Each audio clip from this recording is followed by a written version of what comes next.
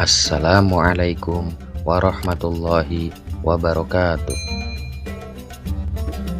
Islam adalah agama yang memberikan perhatian khusus pada binatang. Bahkan ada beberapa surat dalam Al-Quran yang dinamakan dengan nama binatang.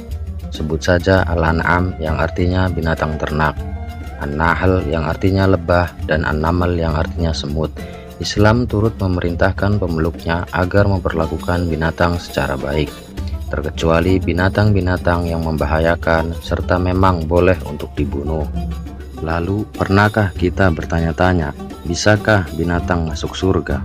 Terkait hal ini sebenarnya ada dua pertanyaan yang harus dibedakan.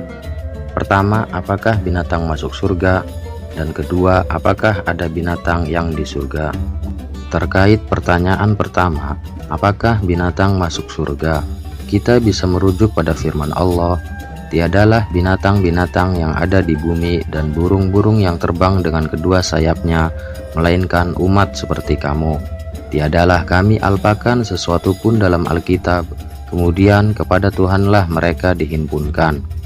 Dan hadis dari Abu Hurairah, Rasulullah Shallallahu Alaihi Wasallam bersabda, sungguh semua hak akan dikembalikan kepada pemiliknya di hari kiamat sampai dikisos. Dari kambing yang tidak punya tanduk kepada kambing bertanduk. Hadis kedua dari Abu Hurairah, Rasulullah Shallallahu Alaihi Wasallam bersabda, Allah akan menegakkan kisos antar semua makhluknya, jin, manusia, dan binatang. Pada hari itu akan dikisos dari kambing yang tidak memiliki tanduk untuk membalas kambing bertanduk, hingga setelah tidak tersisa lagi kedzaliman apapun yang belum terbalaskan. Allah berfirman kepada binatang, jadilah tanah. Di saat itulah orang kafir mengatakan, andai aku menjadi tanah. Hadis di atas menunjukkan binatang memang akan dibangkitkan oleh Allah, namun mereka tidak akan mendapat balasan pahala ataupun hukuman. Hal ini karena binatang tidak diciptakan dengan akal. Akan tetapi binatang-binatang akan tetap dikisos dan dijadikan tanah.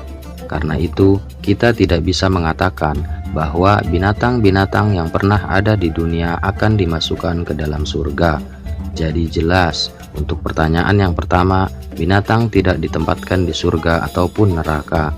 Setelah melalui proses kisos, mereka akan diubah menjadi debu.